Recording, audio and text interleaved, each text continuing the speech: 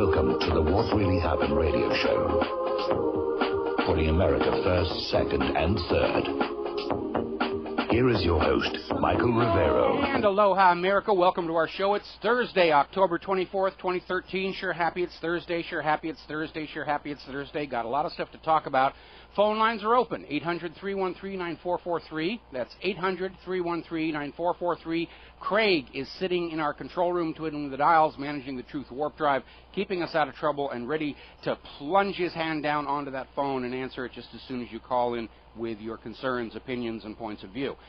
Before I get into the news, though, kind of a little personal anecdote. As you're probably aware, I was on Coast to Coast AM earlier this week, and yesterday my wife and I went down and did a little shopping at our local Safeway. And surprise, surprise, had the meat department manager, and then after that, the produce department manager come up and say, "You were the guy who was on Coast to Coast," which tells me that my audience demographic is definitely growing in the supermarket category. And I don't mean to trivialize it. And the only reason I'm mentioning it is because what this tells us is ordinary Americans are paying attention to what's going on in this country. I know a lot of times certainly the corporate media and the government are just saying, oh, those conspiracy wackos, they're just talking among themselves and nobody's really listening. And I had absolute in-my-face confirmation yesterday that that is flat out wrong. Because these are just ordinary Americans doing what they do, taking care of their families, and they are paying attention to what is going on. So I took that as a very, very positive sign, not just to feed my ego and my vanity, of which I have a fair share of, but it's a confirmation that regular, ordinary American citizens are paying attention to what's going on. They're very concerned about what's going on, and that is a very, very healthy sign. Now, right now, over in Sodom on the Potomac, meaning Washington, D.C., Congress is holding hearings, harumphing and harumphing, about this disastrous launch of the Obamacare website and sign-up facility. And the fingers are pointing in every direction, and what we're basically hearing from all the little disparate components is, our part works just fine. We did what we were told to do. It's like a Bart Simpson. You should have seen what it looked like when I got it. And the fingers are pointing, and they're trying to spread the blame around, but pretty much most of the software vendors are pointing back at the government and saying that the government just didn't manage this thing correctly at all. And everybody's looking for a way to somehow say, well, these things happen, and it's no reason not to have a crisis of confidence in Obamacare, which is exactly what's going on out there in America, according to the latest polls. And looking at the numbers, which we should take with a grain of salt because these are mostly opinions and wild derriere guesses about what's going on, but it doesn't look like there's been a performance improvement this week over last week. People still can't sign in. They're still not enrolling in any large numbers, and there's no upward trend for involvement here. Now, there's another alarming aspect of this thing I want to talk about. A lot of Americans right now, millions of Americans, are being notified by their current health insurance provider that their policies are being canceled because they are no longer Obamacare compliant. And they are then immediately presented with a selection of new policies that are Obamacare compliant, which are often twice as costly as what they were paying, and they have these much, much higher deductibles. And a lot of people are saying, I can't afford that. And here's where the problem comes in. Let's say that your insurance has canceled you. You can't afford to buy one of the replacements they're offering to you. You decide to go to healthcare.gov to look for a better deal. Good luck on that. It could be weeks before you can actually successfully enroll over that computer system. And it may be weeks or months more before you get an actual policy in place, since the system is delivering garbage data to the insurance companies. Now, statistically, it is inevitable a lot of Americans who are in that gap between the cancellation of their current insurance policy and being able to successfully get a new policy through Obamacare are going to suffer a major medical catastrophe while they are uncovered.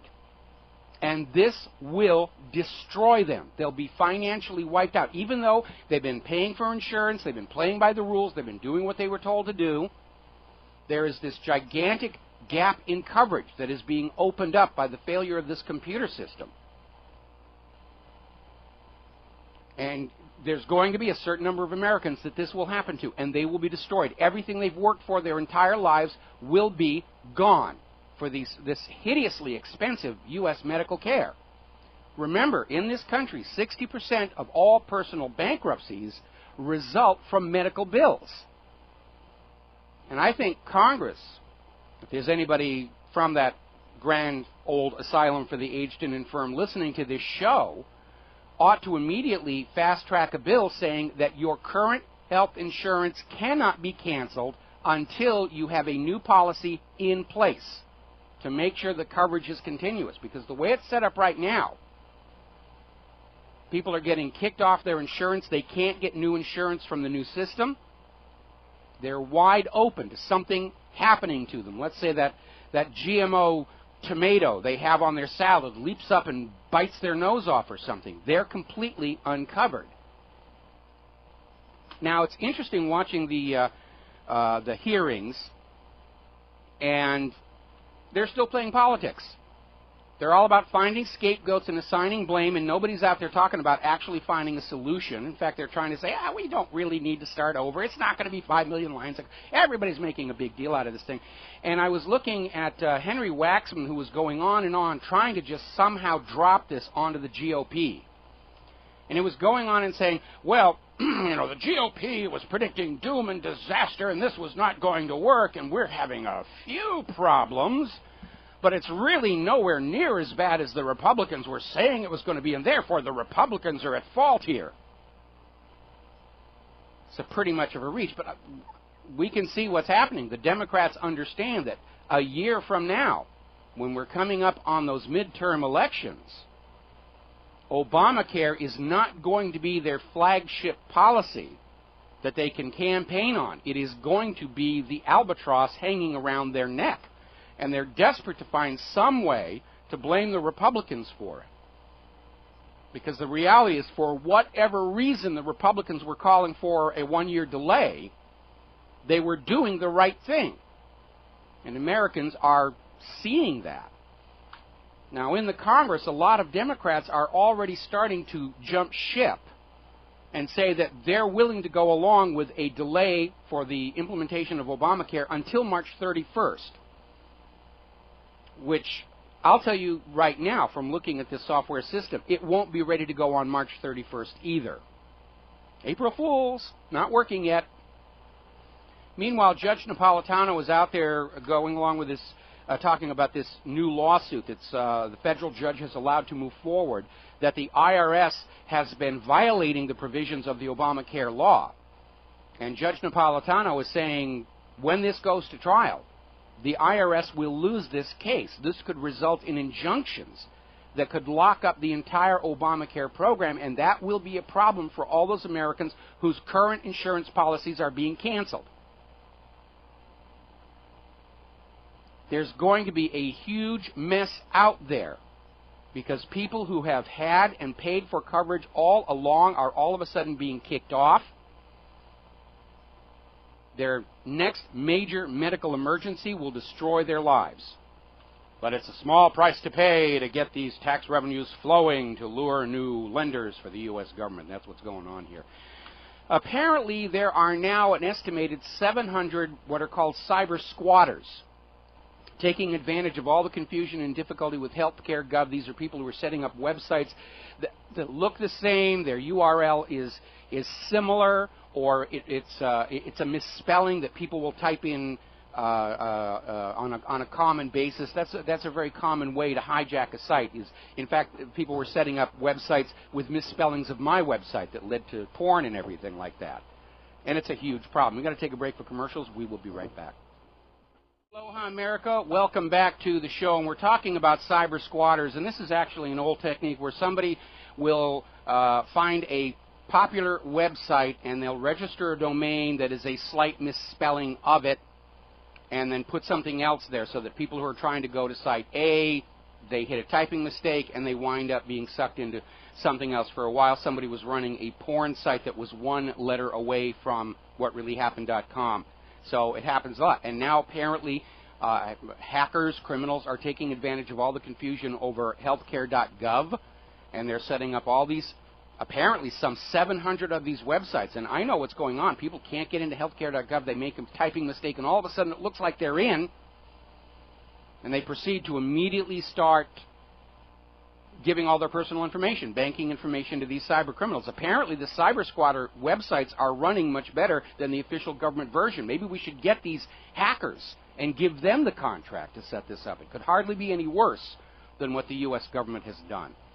Somebody put up a very funny video, online chat help with healthcare.gov, and when I first watched the video, I thought, oh, it's The Onion, it's a satire, it's a joke, but apparently no. They actually transcribed onto the video an actual chat with healthcare.gov that went absolutely nowhere.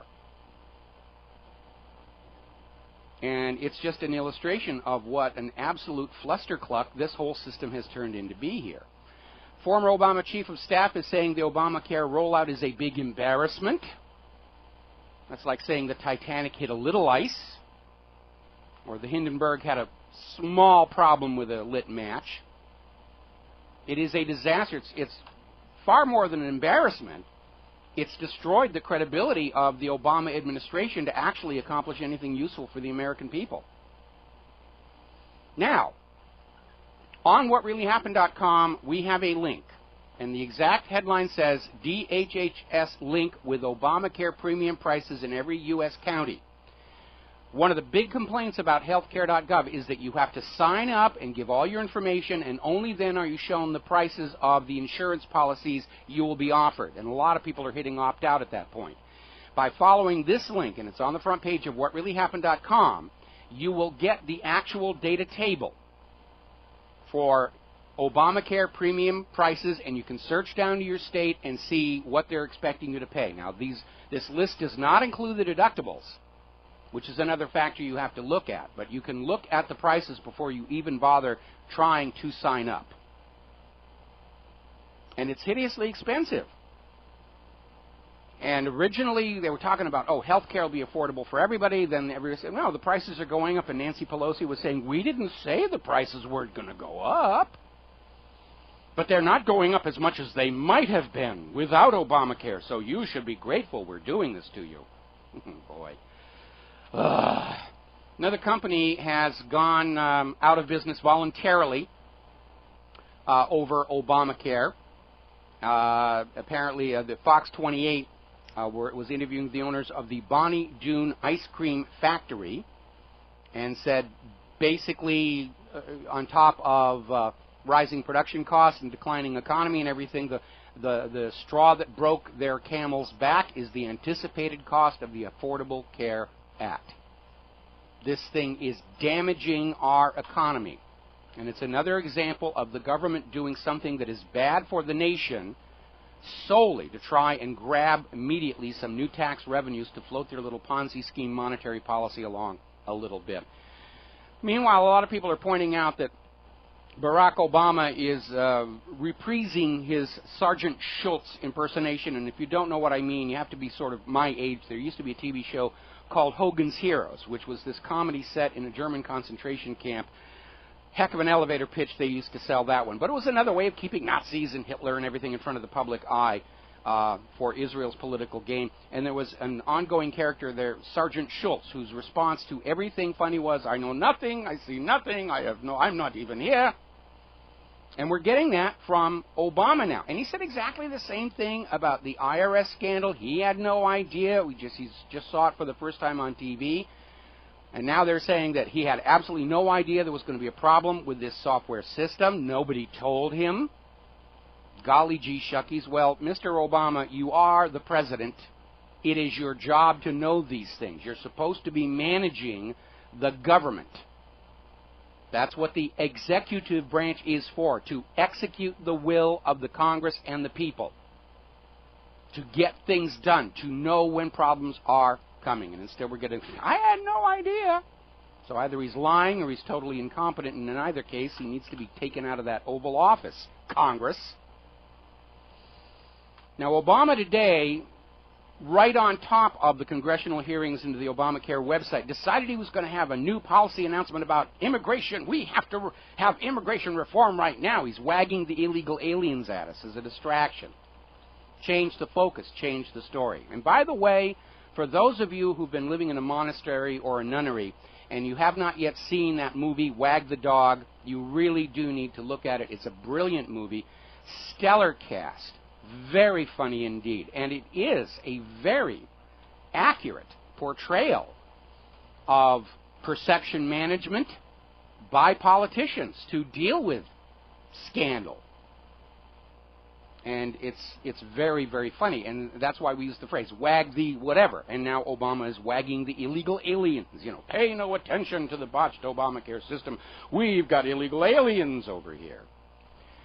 Now, polls are coming in, especially a Gallup poll, saying that Obamacare has polarized the electorate. And the Gallup poll is saying, contrary to the statements made by the White House, that Obamacare is unpopular with the majority of Americans.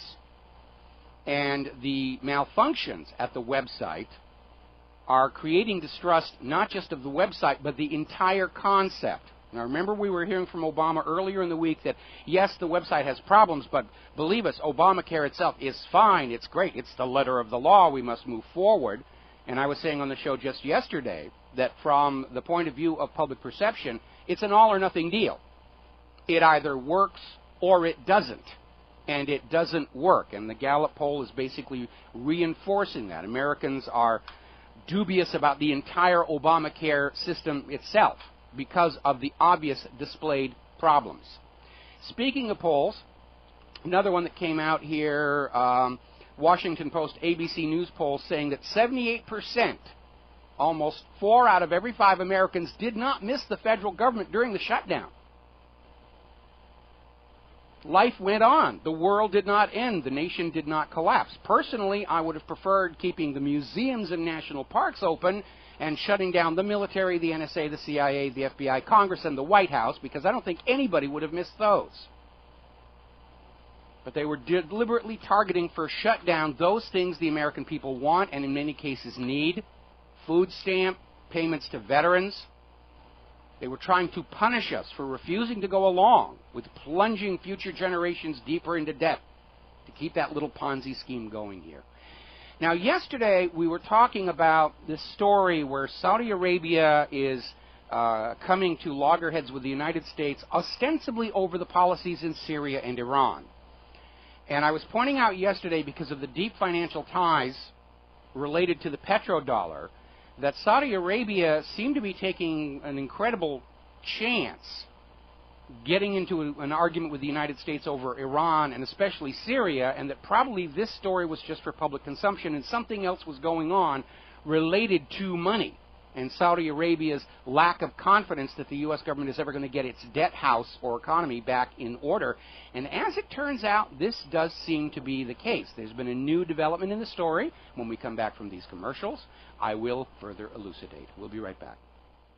And aloha, America. Welcome back to our show here. And we're talking about the recent kerfuffle where Saudi Arabia and the United States are looking at actually breaking off diplomatic relations. And we are being told, or were being told, that this was all about Saudi Arabia being very angry with the United States that we did not go in and invade Syria, and are so far unable to justify invading Iran.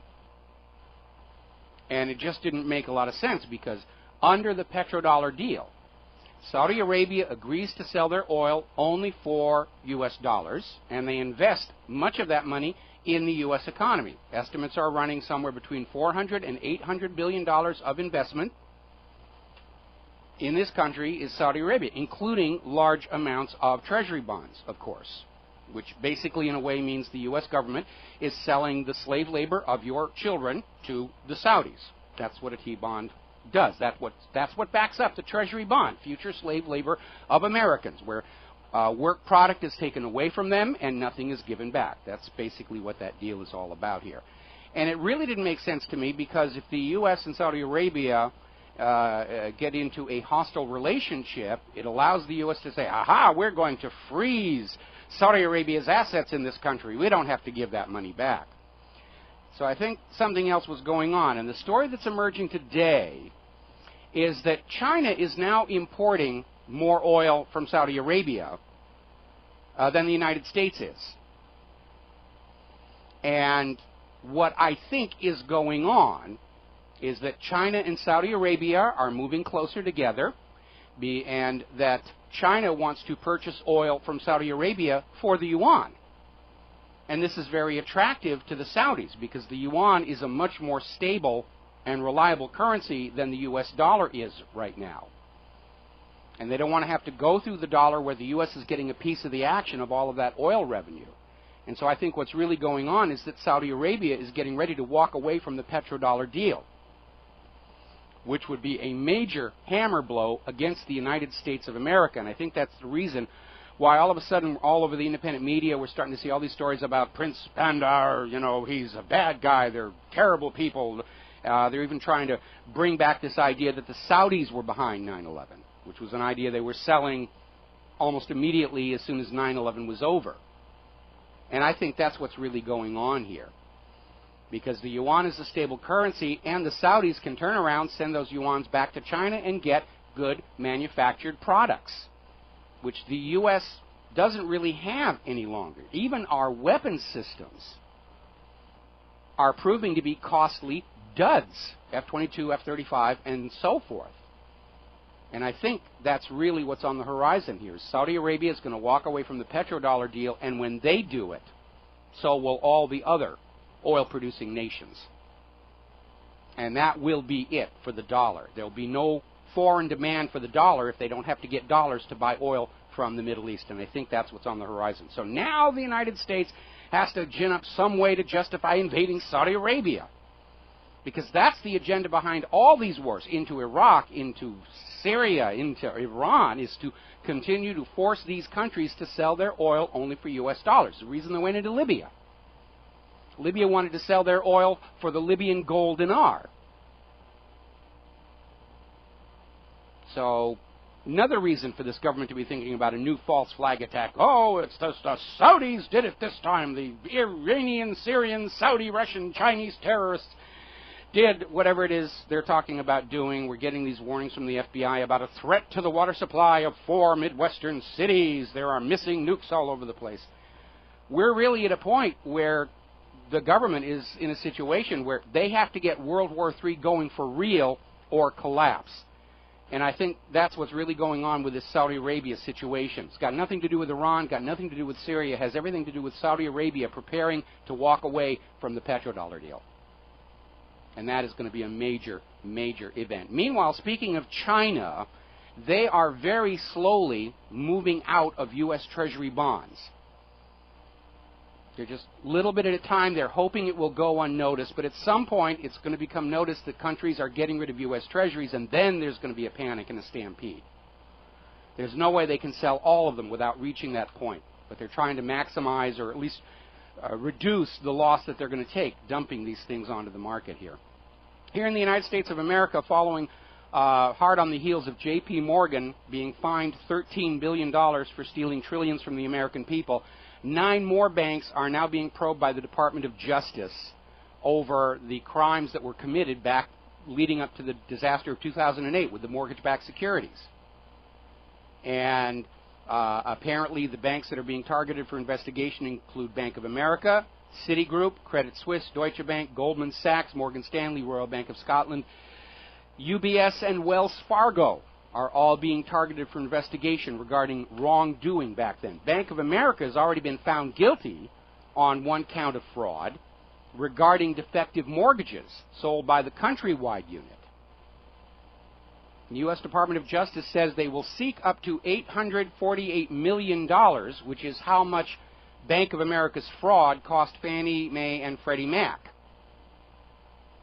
Well, where are the punitive damages? If they just have to give back what they stole, there's no lesson for Bank of America. Ultimately, U.S. District Judge Jed Rakoff will decide what the actual penalty is going to be.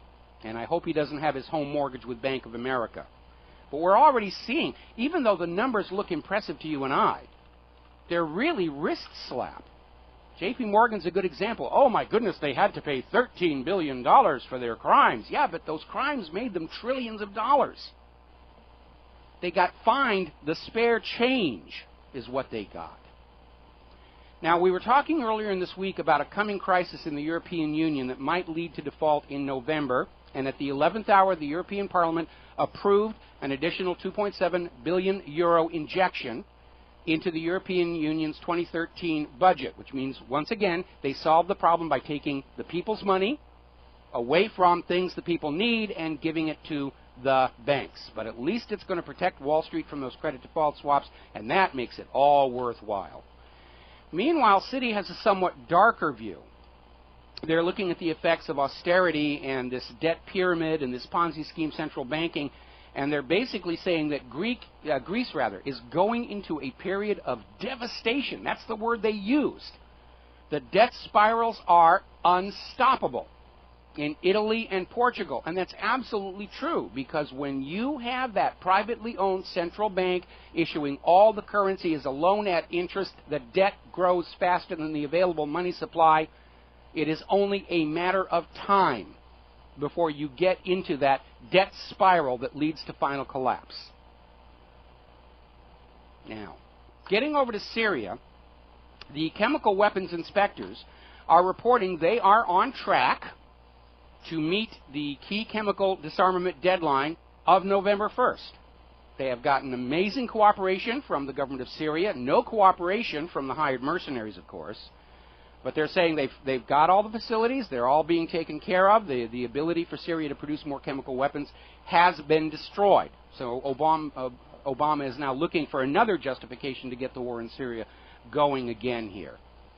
Over in Libya, 2 years after the so-called liberation, which is the U.S. government's word for going into Libya, killing Gaddafi, getting rid of the gold dinar, getting rid of their state central bank, putting in a private central bank, issuing the currencies alone at interest, and getting rid of that pesky gold dinar, making sure that Libya's oil is only for sale for the U.S. dollars. That's what the word liberation means.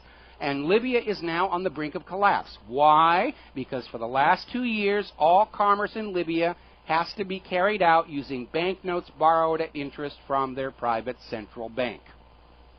There is no nation with a private central bank in which the people have a decent standard of living and prosperity. It is a system designed to loot the real wealth of a nation and give it to those bankers. Now, I noticed on the corporate media they were having a thing about there's a rally in support of the new liberation government, and they had all these people lined up in front of the camera, all of them carrying exact, identical, matching flags. Somebody took a box in there with mass-produced flags and handed them all out. They were all identical, no handwritten signs. It was a staged situation trying to sell the idea that the Libyan people are happy with what the U.S. did to their country, and they are not. Anyway. Meanwhile, here in the United States of America, Representative Ross Lettinen,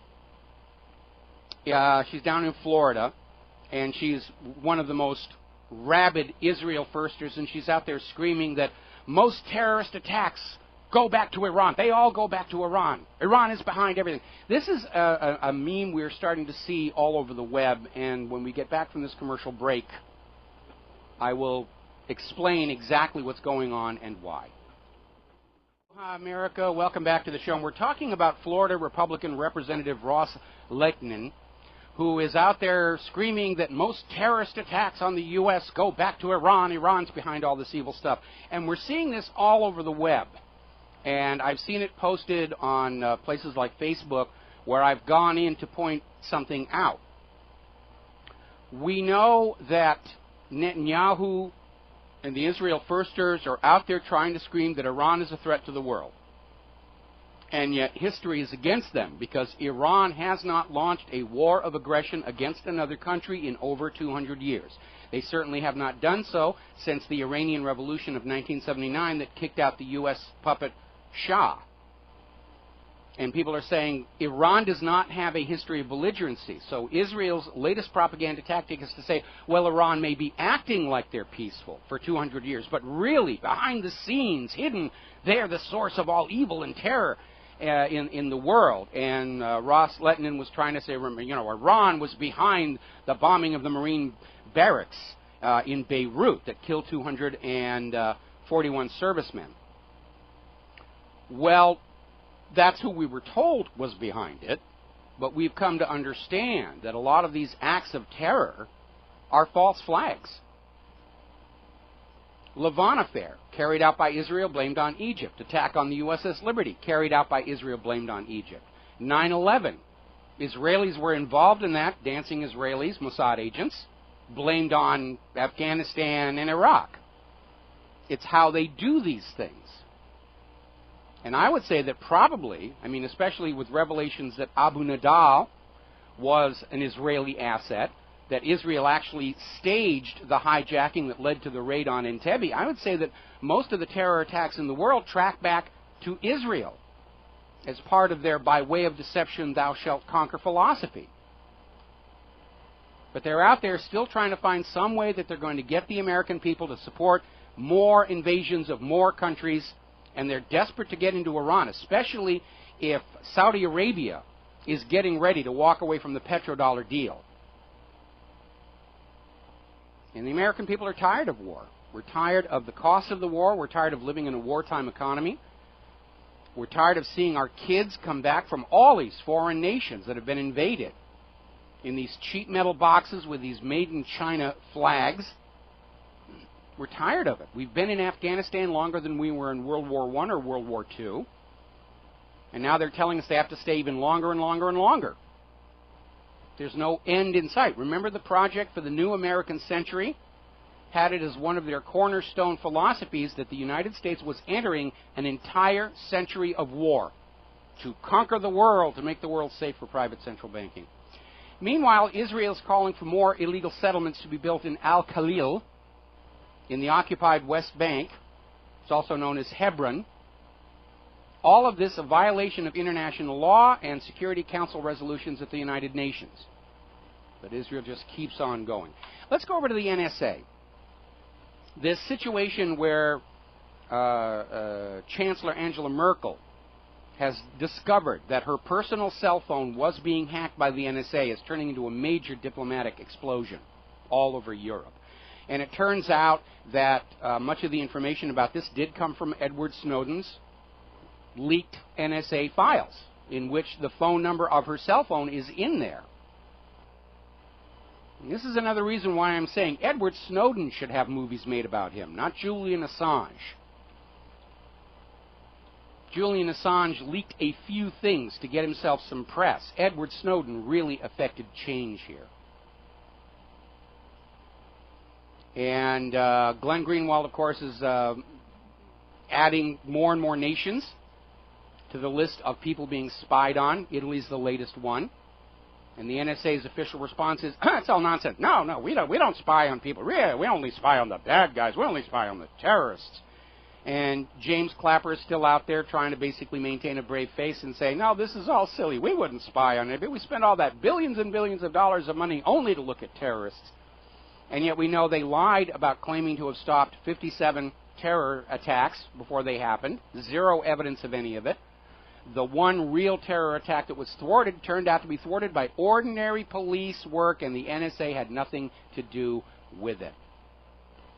Now, latest revelation is the NSA is spying on 125 billion phone calls from around the world every month. That includes 3 billion here in the United States. Every month, 3 billion calls are spied on by the NSA. They're collecting it all, but these are how many calls are being spied on. Completely out of control. All of it unconstitutional. We were talking yesterday about how Senator Dianne Feinstein is out there trying to introduce a law, a bill into Congress that would actually make it illegal for the American people to stand up and criticize the NSA or the decisions by the Foreign Intelligence Service Act Court, which by definition has no jurisdiction inside the United States of America. Fastest way to bring down a dictatorship is to make them act like it where everybody can see it, and that's where we are right now with all this spying.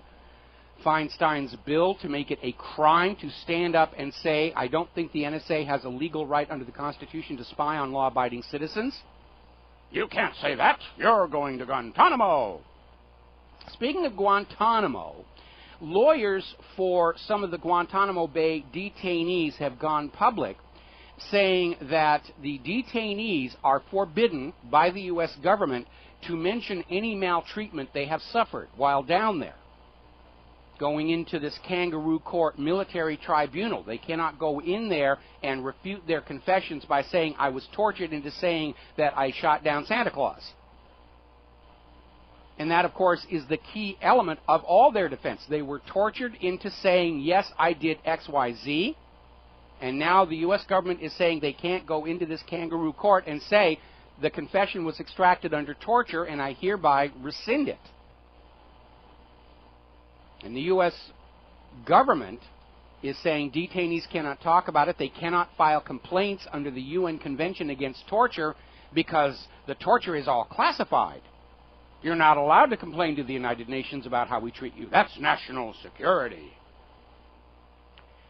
Down in Arizona, there's been another story about how a law-abiding citizen with a legal concealed carry gun stopped a possible mass shooting.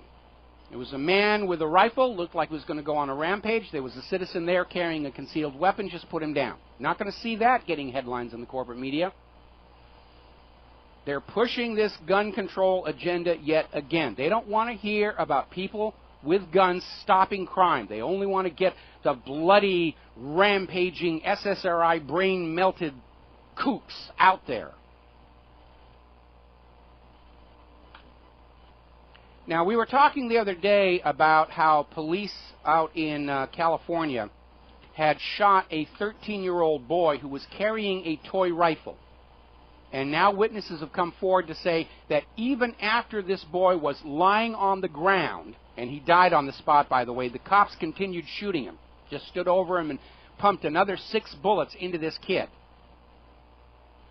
Now, the police are saying, well, these toy rifles, they look so realistic. We had no way of knowing what was going on. We told him to drop it, and he refused to comply with this. Now, there's a little interesting thing you need to keep in mind. Under U.S. law, those airsoft rifles that do look very realistic, that's their selling point, they are required by law to have the barrel painted bright orange to signify this is a toy. It's a plastic simulated gun. It is not real.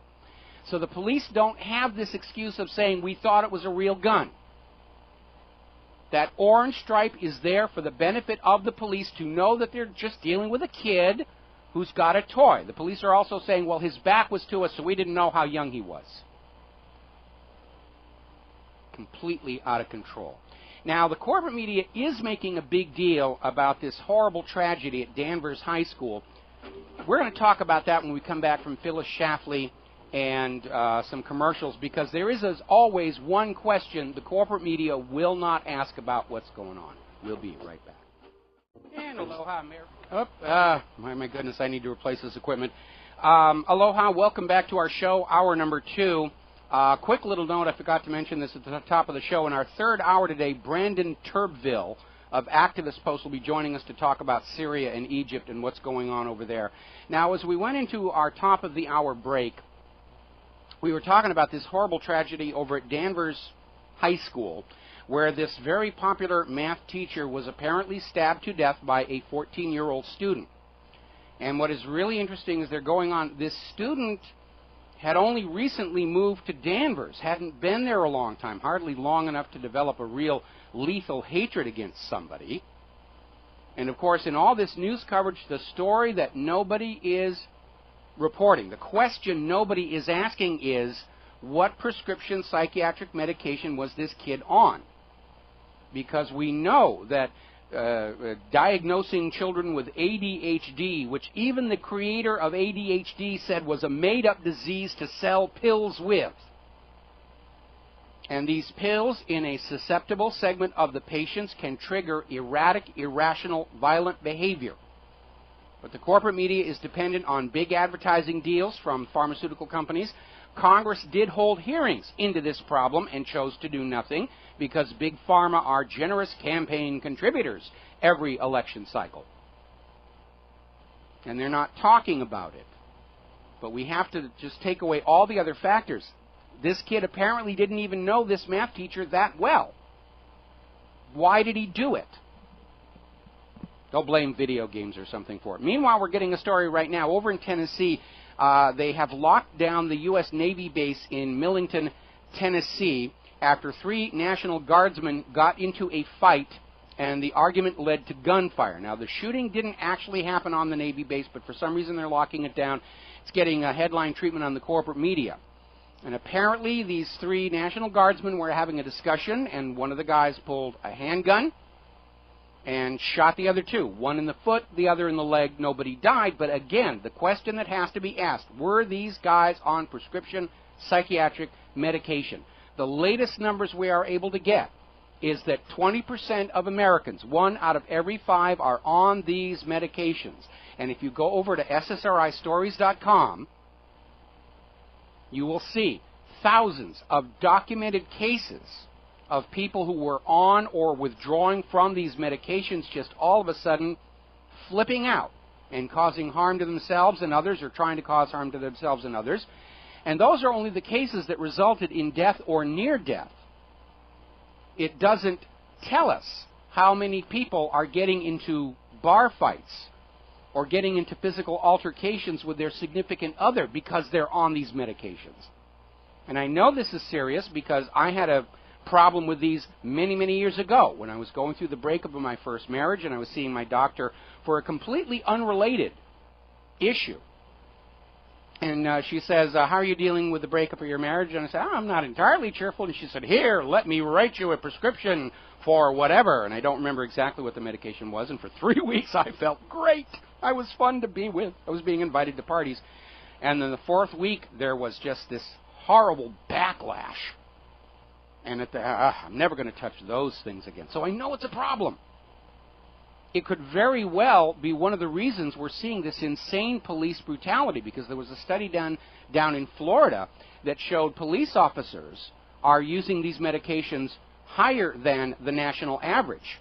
So it's more than 1 out of every 5 police officers are on these things. And it's a major issue, and nobody wants to look at it in the corporate media. Nobody wants to look at it in the government, because those pharmaceutical companies, they're such generous advertisers and campaign supporters. We can't upset them. We'll just blame the guns.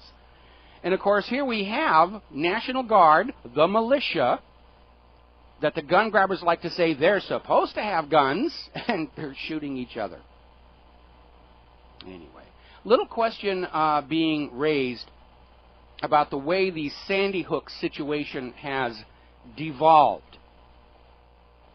And people are starting to ask, this is an article over at RINF.com, what do the Sandy Hook investigators have to hide? Because they're demolishing the entire school.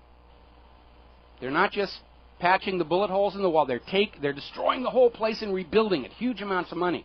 And even more interesting, they have a very wide cordon around the school, so people can't even watch the demolition. And the people doing the demolition have all been required to sign confidentiality agreements. Now remember, we were talking about this very bizarre video that was made in a hearing in Connecticut, where the assistant district attorney was on the tape saying that even if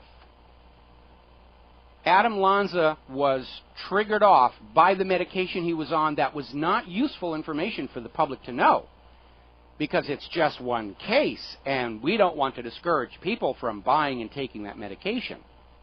Well, it's not just one case. As I said before, ssristories.com, there are thousands of these. Thousands. Alrighty, let's see. Interesting little story. This came out of techdirt.com. Down in Texas, a judge has been forced to resign because he was caught texting helpful hints to an assistant district attorney during a trial. Judges are supposed to be impartial, and this guy was up there at the bench with his smartphone under the desk there, basically telling the assistant DA how to win the prosecution. So that judge has been forced to retire, or resign actually. And if that one guy got caught doing it, we can probably presume that a lot of judges are doing it anyway, because we've got to have prosecutions. We've got to get those people to quit thinking they've got a chance at exoneration and acquittal in the American system these days here. My goodness here. Remember the Diebold Company? They make automated teller machines, and they make very good automated teller machines that never lose a penny from one end of the country to the other. Built-in auditing system, built-in safety checks, very good security. Then they were one of the first companies to go into manufacturing of electronic voting machines that were wide open for fraud, no audit trail. At least 12 known ways to get into these systems and change the results of elections without leaving a trace. Well, Diebold has now been charged with bribery, falsification of documents, in a worldwide pattern of criminal conduct, stretching back over the past decade, which includes the time they were in the electronic voting machine business. Now, I maintain that if a government cannot prove the accuracy and honesty and fairness of the elections by which they claim authority over the people and the people's wallets, then we the people are neither legally nor morally obligated to obey that government's dictates, to pay its bills, and certainly not to surrender the lives of our children in their wars of conquest. We are in a nation where we do not actually know for a fact who wins elections. I mean, if you go back and you look at 2008 and 2012 at the obvious heavy-handed means that were used to prevent Ron Paul from getting anywhere in that election, despite his huge, huge popular support. Election fraud is an absolute fact of life in this country here. And there's a wonderful documentary, HBO. I have to give a nod to HBO. They do come out with wonderful documentaries. They have the one about fracking. They've got one that's running on the air right now, Life According to Sam, about progeria, which is admittedly something that only affects a few people. But it's a well-done documentary, and it's worth looking at these things. Those documentaries are worth the price of the HBO subscription, in my opinion. So anyway, getting back to this, they did a documentary called Hacking Democracy. And you need to go watch it to see how bad the problem is and how blatant and in your face, where they just say, you can't prove we committed fraud, but the burden of proof is on the government. Prove you won the election honestly. No, where the government now? None dare call it treason and all that. Going to take a break for commercials. We will be right back. Aloha, America. Welcome back to the show. The phone lines are open, 800-313-9443, 800-313-9443. We're getting a report now coming out of Kuwait that Israeli Air Force jets have once again bombed the border from Syria to Lebanon. Israel is claiming they were doing it to destroy missiles being sent from Syria to Hezbollah to use against Israel. I'm sure that the Syrian government has more important things to be doing with their missiles than giving them away to Hezbollah. And as a matter of fact, weapons experts are saying that they seriously doubt the story, and this is just Israel trying to provoke conflict in the region to start more wars for the U.S. to come in and clean up here. Now, up in Seattle, very bizarre story. We have been talking about the concept of eminent domain.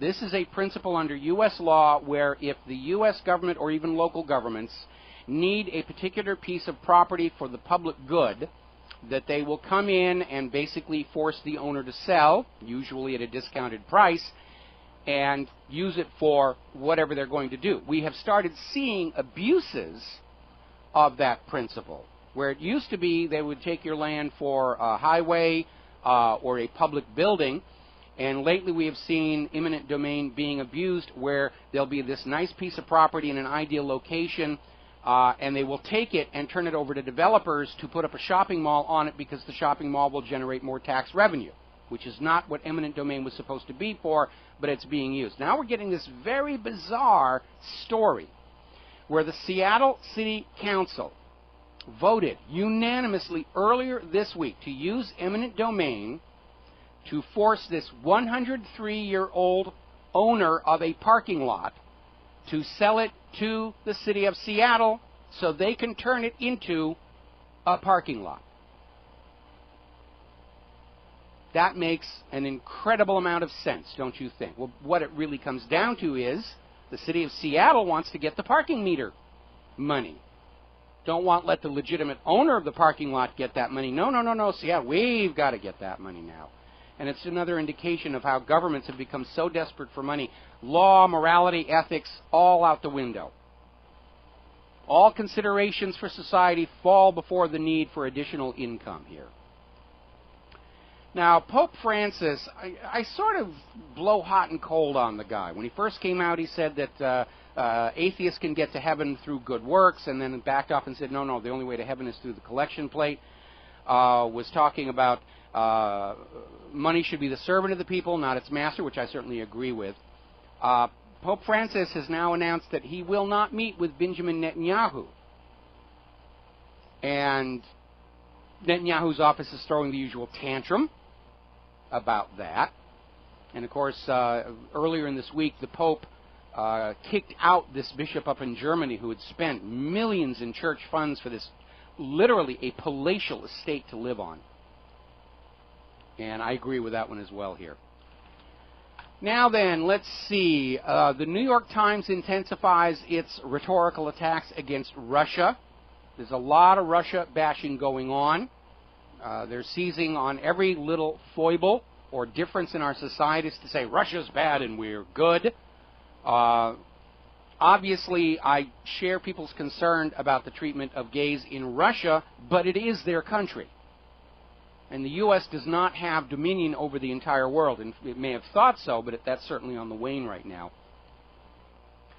But I think what it comes down to is that for this war to force the world back onto Bretton Woods, to force the world to go on using the dollar for all international trade, banking, and commerce, will inevitably bring us into war with Russia and China, and especially if the Saudis are, in fact, going to walk away from the petrodollar deal and start selling their oil directly to China for the Chinese yuan. And the U.S. decides they're going to have to go in and invade Saudi Arabia to teach them the error of their ways. That will bring us into war with China as well. It's a very, very reckless policy. Remember, we were talking about earlier in the week, Sheldon Adelson, who's this casino owner out in Nevada. He's in trouble in China for bribing their officials. Huge supporter of the GOP in last year's election. He's now out there publicly saying the U.S. should just go ahead and nuke Iran to teach them a lesson, that you do what the U.S. tells you to do. And you don't wave around things like the Nuclear Non-Proliferation Treaty and international law. Do what we say or we'll nuke you. And that is just how hysterical they're getting, trying to get this thing going. All right, we're going to grab a phone call here. Steve in Vancouver. Aloha, Steve. Welcome to the show. What's on your mind? How are you doing, Mike? Everything in America. Up there in Canada, chilling out with the Vancouver Canucks, and it's pretty interesting. Well, Canada's a lovely, lovely place. When my wife and I were living in Washington State, we used to drive up into Vancouver all the time. I love that anthropological museum they have there. There's some amazing stuff, and the people are always nice and polite, and it's a very clean place. And I really do like Canada and the Canadians. That's right. They have a good healthcare system overall, but not as good in terms of if you get really sick, then you're in trouble. But overall, the basic level on the primary care physician is a better system. If it requires medication, then you're okay. Requires procedure, then you're in trouble. And that's the problem with the Canadian medical system. So, I mean, but overall, you get medicated faster there, and you get if you have something over basic on the base level is good. But overall, Canada has something called the Avro Arrow. It was a big controversial issue over there. And Canadians had this aircraft that was the best interceptor in the world, and they canceled the program. I remember reading about that. It was a very superior aircraft and relatively inexpensive. Yeah, it was actually the only weeks it was a gas guzzler, and then the United States was embarrassed. The United States never had anything that could compete with the Avro Arrow. Then the same engineers that developed the Avro worked with the Europeans that developed the British English Concorde, European Concorde, and also they work also on the NASA Apollo space program, which was apparently they couldn't figure out how to do the shielding on the radiation to make it do the Van Allen belt, but they had to stage it in the sound stage in Area 51. But overall, it's a pretty hell of an achievement.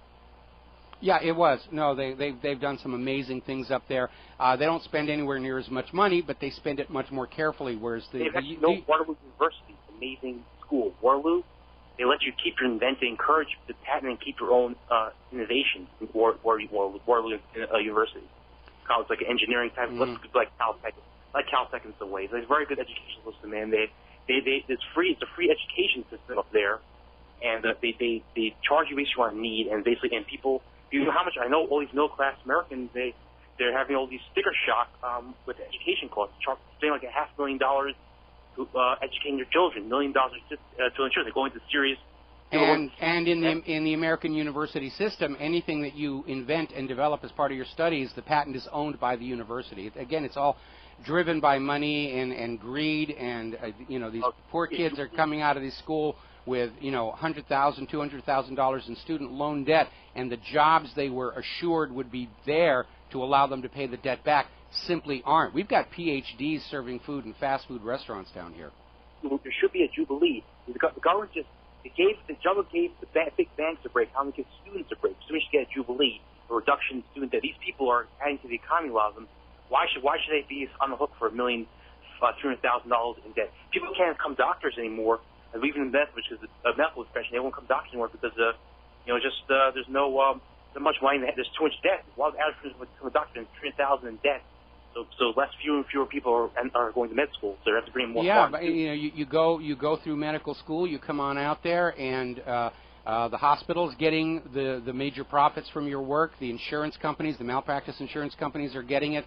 There really isn't much of a benefit. It doesn't matter what you do, how hard you work. The bankers wind up with most of the profits from what you do. We got to take a break for commercials. We will be right back. Aloha, America. Welcome back to the show. The phone lines are open again, 800-313-9443. A little bit of a fun up story that I saw earlier today, and it sounds kind of cool. Now, you're probably already aware that space tourism is now coming into its own. And there's Spaceship Two, the Rutan design, is going to be carrying tourists up to 68 miles into space for it's a huge amount of money, something like $250,000, which is hard to come by in the current economy here. But there's another company called Worldview, and they're an offshoot of the Paragon Space Development Corporation, and they're basically designing a balloon ride to the edge of space. Now, it's not going to go as high as Spaceship Two, but you will be high enough to see the curvature of the Earth. And even though it will be daytime, the overhead view will be black. You'll be able to see the stars. And they're just going to ride up there to the very gentle ride up to the top of the atmosphere. Then they will cut the balloon itself loose. You will have a few seconds of weightlessness as it starts back down into the atmosphere, and then it parasails to a landing. So they're not going to have to go out and just see where this balloon comes down. I think it sounds kind of cool. The current price tag for a seat on the balloon is $75,000, which is still way beyond the reach of pretty much anybody listening to this show, but it's certainly much less than the ride in Spaceship Two.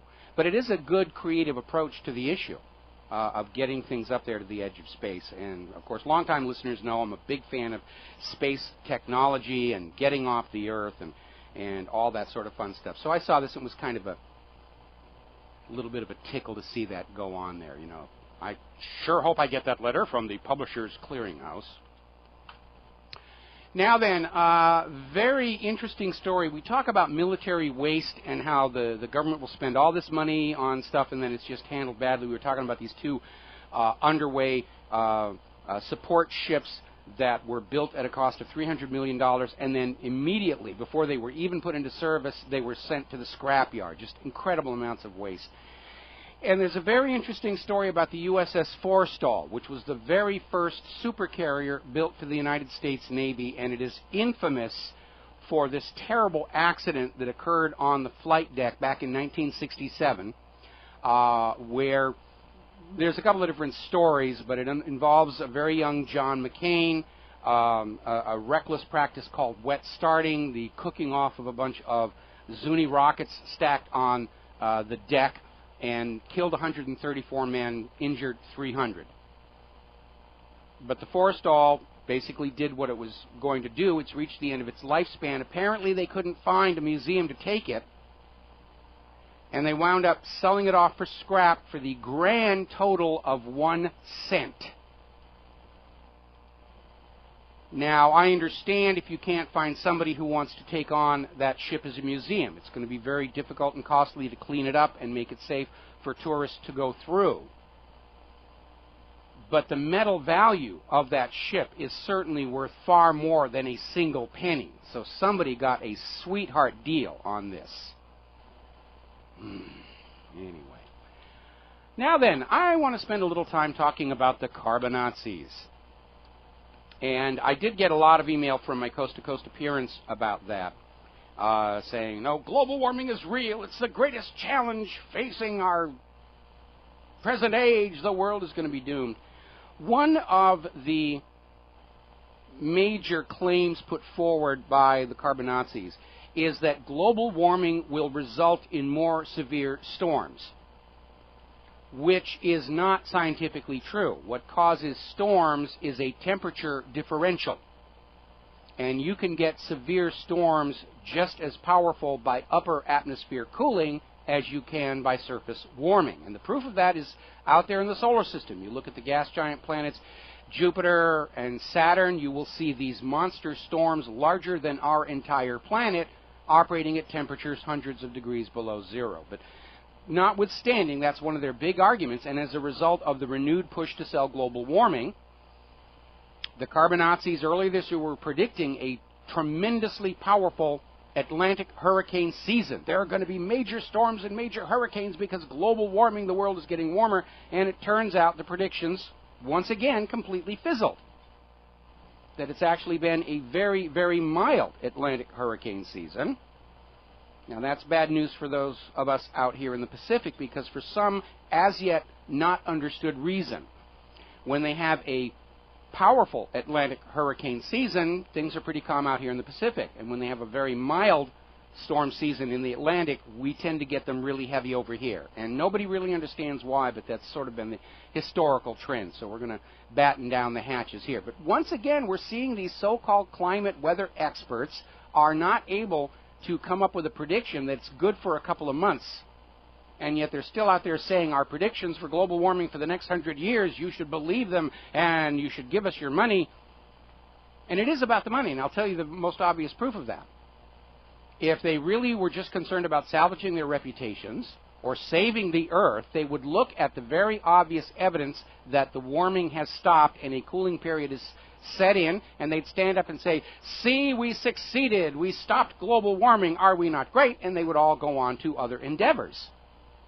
But this was never about saving the Earth. It was never about global warming. It's all about money. It's all about carbon credits and carbon taxes.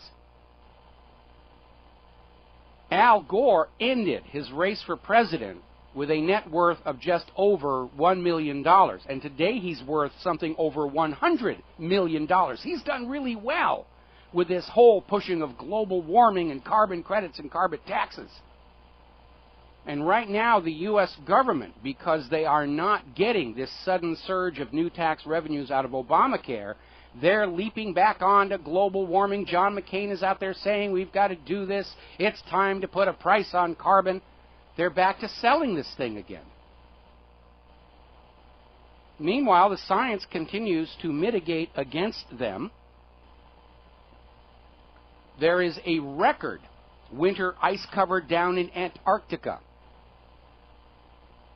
The ice in Antarctica this winter, which they're just now coming out of, has grown to the largest extent since satellite records began in the late 1970s, defying all the climate models. And they're moaning, this is just going to confuse the global warming debate. No, what it's going to do is derail the global warming hoax. So Antarctica has more ice now than it's had at any time since they started monitoring the size of the ice with satellites back in the 1970s. Now, there's another story coming out of Stephen Goddard's blog. The NSIDC, which is another one of these monitoring institutions, has changed the definitions that they use regarding ice buildup in order to try and hide the fact that there's been an increase in ice at the Arctic ice caps. Remember back in the 1990s it was hide the decline. Now it's hide the increase. This is not science driving public policy. It is public policy trying to drive the science here. Another story that we're getting out of here from ArsTechnica.com. U.S. carbon emissions hit the lowest level since 1994 despite the economic growth. So the carbon dioxide is decreasing. Now, it is rather inappropriate for them to relate this to economic growth because, remember, economic growth means increase in total aggregate debt. The growth of the U.S. economy does not necessarily mean a growth in productivity. It simply means a growth in debt. And as our industry shuts down and people are having to borrow more just to survive, yeah, the economy's growing, but it's not productive. And so I'm not at all surprised carbon emissions have gone into a decline here. We're going to grab a phone call. Tom in Texas, aloha. Tom, welcome to the show. I may have to take you across the commercial break. What's on your mind? Aloha, brother Mike. I just wanted to talk to you about the DHS and the TSA and all these people. You know, they're working for the government. Maybe it's not really a suppression, but these guys think they're going to get a good retirement check and all this and all that. Mm-hmm. And I don't think that's going to happen, man. You know, they're we know that one of the heroic measures the U.S. government was taking to try and stay below its mandated debt ceiling over the last several months was to stop the payments into the federal workers' pension plan. So they're already cheating their own workers. And I think, you know, even in this amazing miracle where the federal government continues for another 10 or 20 years, the pension's being defunded as we speak. So, no, they're not going to get pensions. We got to take a break for commercials here right now. Tom, stay on the line. I'm going to come back to you after these words from our sponsors. Aloha, America. Welcome back to our show. We're still talking with Tom in Texas, and I'm in agreement with you that probably all of these workers, and remember, a lot of them are contractors. They're not directly employed by the federal government. They are employed by companies that have received these contracts to take care of security at the various airport gates and swab our luggage and grope our crotches and drop and smash our laptops. But you're right. They're probably not going to wind up getting any kind of a significant pension, given that this government is going broke rapidly, and they're not going to get a lot of sympathy from their fellow Americans. I can imagine, crotch grabber for the TSA is not exactly going to dress up a resume. Well, you know, the thing of it is, what are they going to do once they're dropped? Well, like I said, what do you do for a job then? I'm sorry, go ahead. And I said, it's like I said, if that's on your resume, who's going to hire you to do anything really useful? And exactly. They're certainly in a dead-end career track. They're probably dreaming they're going to become, executives in the crotch-grabbing company. But I would say that when the big kaboing happens, that probably all the security stuff is going to go away because the American people understand it didn't really keep them safe. It was all part of the theater to make us think there was a threat out there which justified bombing of all these other countries. One of my nightmares, for these people, I'm not worried about myself because I'm okay. But they probably told them, oh, you're going to get a good retirement, you're going to get this, you got good health insurance, yada, yada, yada. Just wait for about 2.5 years. They ain't going to have anything, man. Mm-hmm. They're not going to have anything. No, they're going to be out there among the various homeless populations again because, where do you go from there in terms of employment? May I interrupt, sir? Sure. May I interrupt? So I'm trying to get into their mind that they think they're going to help us wreck the company or the country, whatever.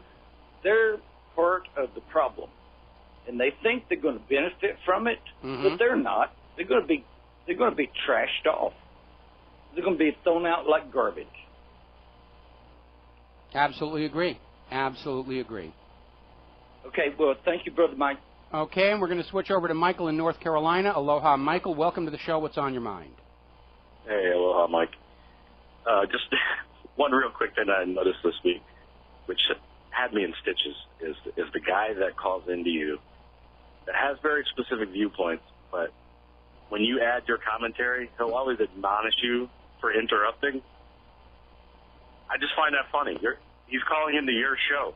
and admonishing you for interrupting. Well, you know, people who call into this show with an agenda, either they're working for a public relations firm or they're working for somebody's government here, and they're just desperate to get their idea out on the air, especially if their task is to present information on the show that can be used to sort of ridicule the entire program. And they want to get it out there, and they get very unhappy when I cut them off because obviously if they don't succeed in getting the nonsense out there, they don't get their paycheck. Well, if I don't want to be interrupted, Mike, I'd start my own show. That's always my advice to them. You know, the internet is available to all. Start your own blog, start your own radio show, and just do what I did. And the only reason I have the focus I have now is I've been doing this for pretty much 20 years now. And back during the first 5 or 10 years, nobody knew who I was. But you just keep doing the work, and over time, I have built up an audience. I've built up a reputation of being correct most of the time, not every time. I do make mistakes. But people want to call in and just sort of use my radio show and my blog as a forum for whatever they're being paid to promote, and I'm going to be less than polite with them. That's all I'm going to say. Yeah, Mike, I also, just a quick note, I've literally had 3 or 4 people mention your Coast to Coast appearance. 3 or 4 people have said to me, who was that guy? And I replied immediately, that's Michael Rivero. I don't know, but he left a silver bullet.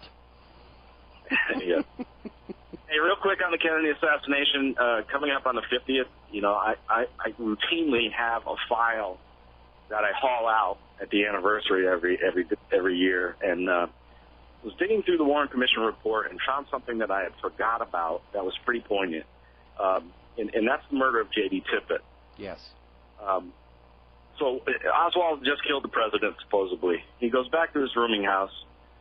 He comes out and supposedly has a .38 special revolver. 6 cartridges fit in that .38 special. So allegedly, he rolls up to J.D. Tippit, or I should say J.D. Tippit rolls up to him for no apparent reason. So he empties 4 rounds into J.D. Tippit. They found all of those rounds. So there would have been 2 rounds left in the chamber. Now, a .38 special is a revolver with a cylinder. So all of the cartridges are still in the cylinder. Yes. Why then does Oswald eject the spent cartridges from the cylinder, even though he had no remaining rounds? Because the only reason that you would do that would be to reload. It was done to basically to frame him for the murder of Tippit. And by the way, apparently the rounds that were actually collected at the scene of Tippit's murder were marked for the trail of evidence, but the rounds that were presented as going to Oswald's guns, those marks had disappeared. And the people, the cops at the scene of Tippit's murder were saying that those weren't .38 shells they picked up. They were, I think they said they were 9mm for, a semi-auto pistol. So they were playing fast and loose with all that evidence. There's all kinds of stuff out there like that. Mike, and that's what I went back to. I went back to the testimony. Do you know that they didn't identify those cartridges? They could not identify. Using a microscope, the guy who looked at the cartridges from the FBI could not positively identify that the cartridges came from that gun. Yeah, because the firing pin will leave a mark on the percussion cap that is unique from one gun to the next. It's one of the forensics tests, but yeah, they absolutely could not do that. Anyway, listen, I hate to cut you off. We've got 2 more callers, and I want to try to get to both of them before we hit the top of the hour here. So we're going to switch over to Drew in Colorado. Aloha, Drew. Welcome to the show. What's on your mind? Hello, Michael. Hello. Can you hear me okay? Yes, you're on the air. What's on your mind? Fantastic. Michael, I don't know how you keep your temperament knowing what you're knowing, but I'm going to give you some irrefutable, peer-reviewed evidence that I personally participated in the Gulf as far as doing research. I'm a holistic physician, and I have patients that work at Harbor Branch Oceanographic Institute in Florida. I went with them and did health with a manatee health assessment and Crystal River, where we wouldn't even know what a healthy manatee is yet. What's going to happen with the carbon credits is they're going to start shutting down the power plants in Florida. These animals need the power plants to survive during the winter, during the cold. Mm-hmm. What they're going to do is, when they do that, they're already in danger. They may become extinct.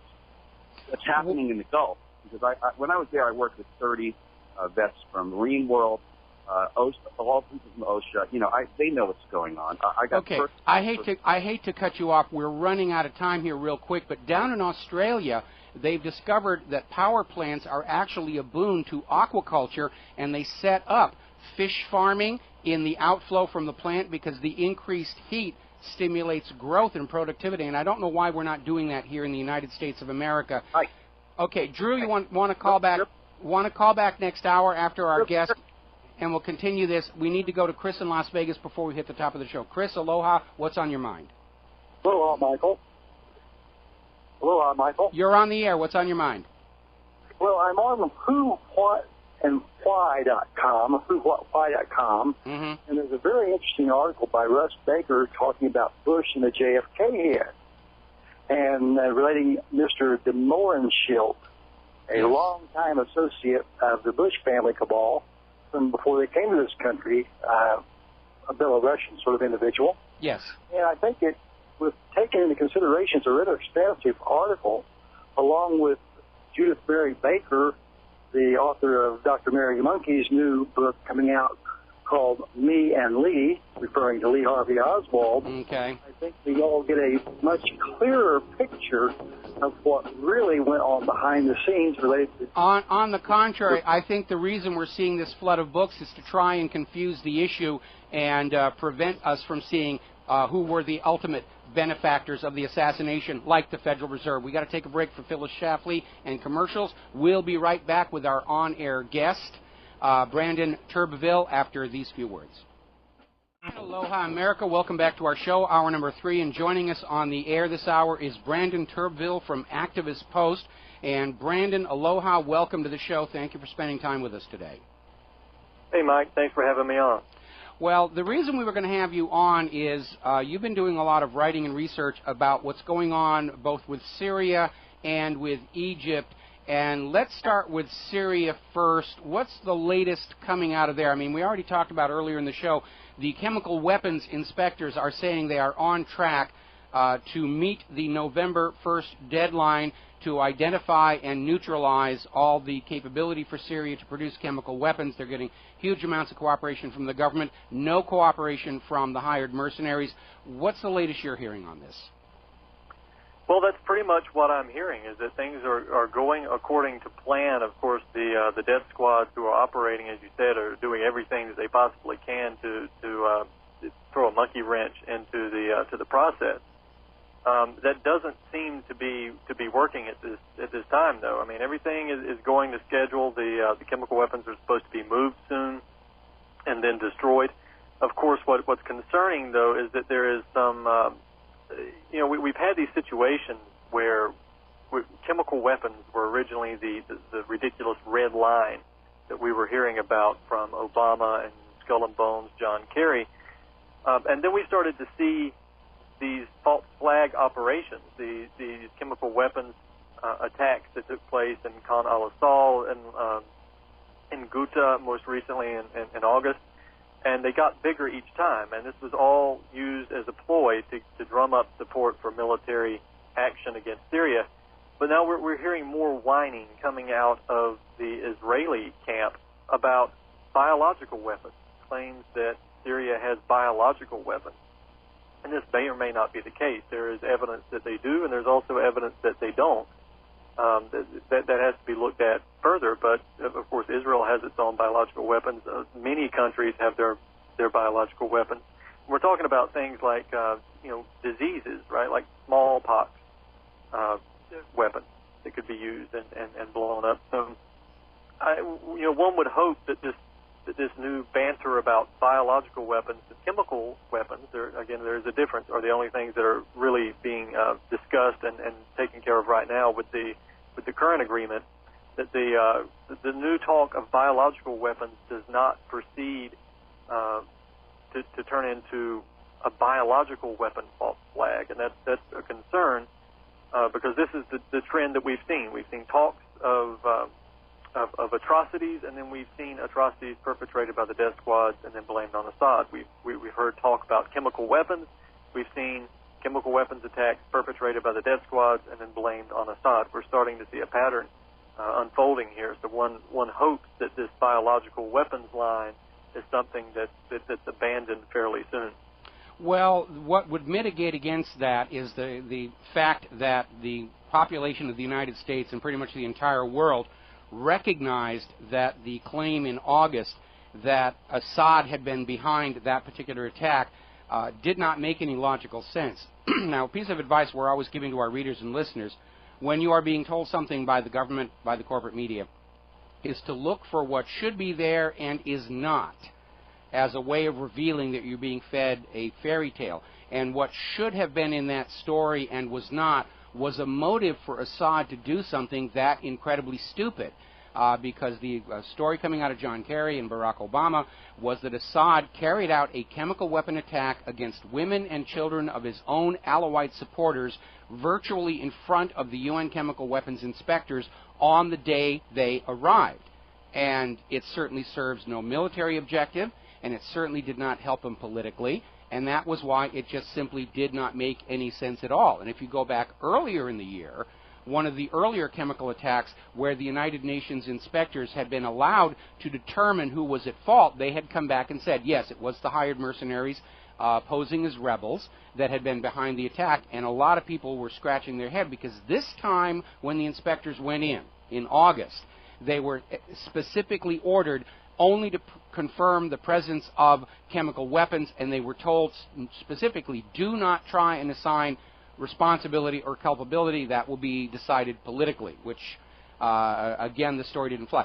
So, again, the same thing is going to work for biological weapons, especially if it's a biological weapon with a high secondary communicability. Why would Assad do something that stupid and reckless? It gains him nothing militarily. It gains him nothing politically. It opens the door to the U.S. intervention that they clearly are still trying to find some reason to go in. So hopefully the people who are considering a biological false flag are going to realize they're dealing with a world population that is very skeptical of all of these claims of atrocities, that are looking for reasons not to trust the official story and finding them, and maybe we'll get them to call it off. Yeah, and hopefully, and as you point out, you know, this whole situation around Ghouta, which this is the recent, the last chemical weapons attack right on August 21st, this has been thoroughly debunked, right? John Kerry comes out and says that we have plenty of evidence that Assad did this. Actually, his first statement was that we don't know if chemical weapons have been used, but if they have been used, we know Assad did it. Now, you know, what kind of logic is that? But, well, their rationale was saying that, you know, we know that the rebels don't have those chemical weapons, but that was immediately debunked because Turkey actually arrested some of the rebels in possession of sarin on their side of the border, and they're prosecuting them. So, and again, earlier in the year, the United Nations said, yes, these hired mercenaries have these weapons, they are using them. And so Kerry was just flat out lying to the American people. And I think one of the downfall of the current administration is they are still living in the 1950s and 1960s at the height of the Cold War, where they can just say whatever nonsense they think they need to say to get their agenda, and they'll be believed by the American people. But those days are gone, and they're gone forever, and they're not going to be coming back. Right. I mean, we also have, too, let's not forget that we have video evidence of the death squads using chemical weapons, right? We have the videos where they are testing sarin gas on rabbits and threatening to use them against women and children. We also have the report by Dave Gavlak of Mint Press, this is not a fly-by-night news organization, by the way. He actually wrote for Associated Press that he discovered that these death squad members admitted to using chemical weapons in Ghouta, and they actually claimed that they got the weapons from Bandar bin Sultan. Of course, we know him as Bandar Bush because of his close connections to the Bush administration. And we have clear admissions of this. In fact, to go even further, there was a report put together by Mother Agnes Miriam of the Cross. She's from Latakia over there in Syria. And she, for some time, has been speaking out about the fact that the mainstream media ignored a massacre that took place in Latakia by the death squads. They came in and killed lots and lots of people, men, women, and children. But they also they came in on August the 4th, and they overran 11 Alawite villages, and they abducted over 150 women and children. This was Jabhat al-Nusra, which was responsible for this. Now, it was thought that they were going to attempt to use them for ransom. And shortly before the Ghouta attack, there was also another abduction that took place in a village called Rabia, where people were abducted and women and children were marched out like cattle through the street. Well, these people disappeared, and nobody heard anything from them for a long time until recently, until the Ghouta chemical attacks. When the YouTube videos were put out on the Internet, the victim's family recognized the Ghouta victims as their family members from Latakia. So in other words, what happened was that these people were abducted from Latakia. They were abducted from Rabia, and they were taken to Ghouta and killed and used as stage props for videos to be put out and propagandized and claim that Assad did it. Of course, this was the death squad that did all this. And okay, we have to take a break for commercials. Just hold that thought. I want to come back to that exact point after these words from our sponsors. We'll be right back. Hi, America. Welcome back to the show. We're talking with Brandon Turbeville from over at Activist Post. We're currently talking about Syria. We are talking about the revelation that the so-called victims of the gas attack in the YouTube video appear to have been Alawite women and children who were actually kidnapped by the rebels sometime before. And before I let Brandon continue where he was going, I wanted to remind everybody that while the initial report from the UN inspectors in August said they had detected sarin, when the final report came out, what they actually said is they did not detect sarin at the site of the alleged chemical attack. They only detected it in a couple of victims that were provided to them by the rebels. So the whole thing just seems incredibly set up. So, Brandon, take it away. Yeah, but there were some other issues about the Ghouta attack here related to the Latakia situation that you just mentioned that we were talking about before the break. Also, there were some photographs that were faked as well. We had pictures of victims in Ghouta, right? They were laying out in these mosques and so forth. Those pictures were paraded around as victims of the chemical weapons attack, but they actually were not even in Syria, right? These photos were taken from Egypt, from Cairo, during the Muslim Brotherhood riots, which were taking place shortly before. So this is the same situation that we've had over and over and over, where photographs, where video evidence is just totally faked and put out as a propaganda narrative. Remember the Hula massacre, which was perpetrated by the death squads and blamed on Assad. That soon came to light. They actually used fake photographs then. The famous photograph where the child is jumping over the dead bodies wrapped in burial shrouds, which was actually a photograph that was taken in Iraq some years back, like 2003. This is nothing new. Fortunately, the propaganda narrative did unravel fairly quickly, and that's a good thing. There is also some more concerning evidence, right? We're actually not related to Ghouta, but when I mentioned Mother Agnes Miriam, you would think, if things were as they would seem, that human rights organizations such as Amnesty International and Human Rights Watch would want to investigate such claims, especially when they have really credible evidence and credible reports behind them. But, of course, what happens is when Mother Agnes Miriam comes out with her report regarding the Latakia and Ghouta situation, she gets slandered by Human Rights Watch. And this is, of course, the M.O. of these international organizations that are supposedly there to defend human rights. I did an article recently about Doctors Without Borders. Right? Doctors Without Borders is now calling on Assad to allow them full access to the country. Now, at first glance, one might say, well, what's wrong with that, right? This is a human rights organization. They're providing medical aid. Why won't Assad allow them full access to the country? Well, he has good reason not to. He has good reason not to trust organizations like Doctors Without Borders. These organizations, for instance, just Doctors Without Borders, is funded by people like Goldman Sachs, Wells Fargo, Citigroup, Bain Capital from Mitt Romney's fame, Microsoft, Google. In other words, banks, large banks that are also involved in the military-industrial complex. They're not to be trusted. we have situations here where Doctors Without Borders has let it slip that they are operating inside Syria, but they're operating in rebel-held areas of Syria. And now, before anybody starts to think that's only because Assad won't allow them full access to the country, the fact is these medical tents and these medical facilities that they're operating are geared only to deal with combatant injuries. In other words, they're geared to provide medical care for fighters, not civilians. And that was admitted in an interview that was done with a Mr. Cornish, who is in charge with Doctors Without Borders. In fact, he's the executive director of the organization.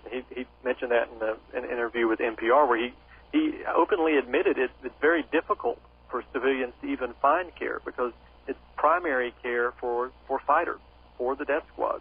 So we have Doctors Without Borders providing medical aid for the death squad, not for the Syrian people.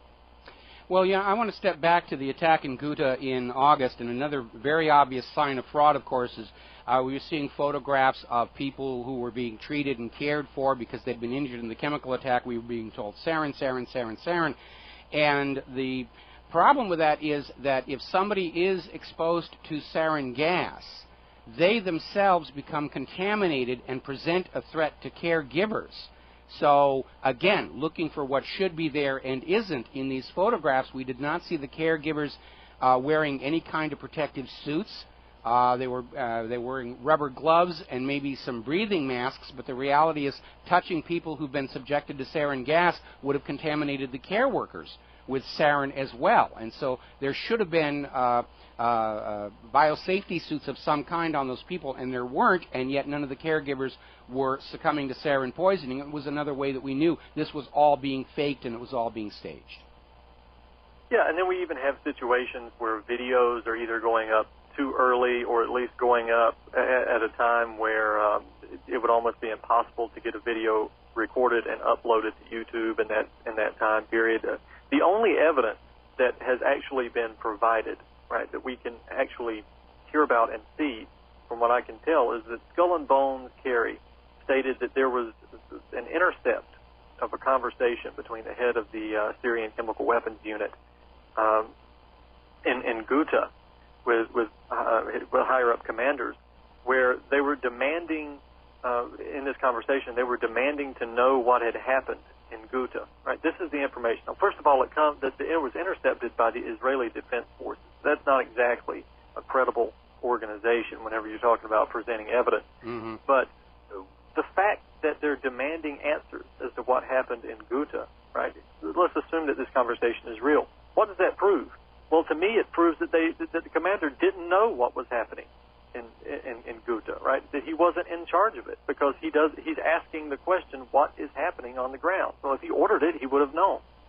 Not only that, the immediate response was, it was a rogue military officer. Well, okay, so what? It was a rogue military officer.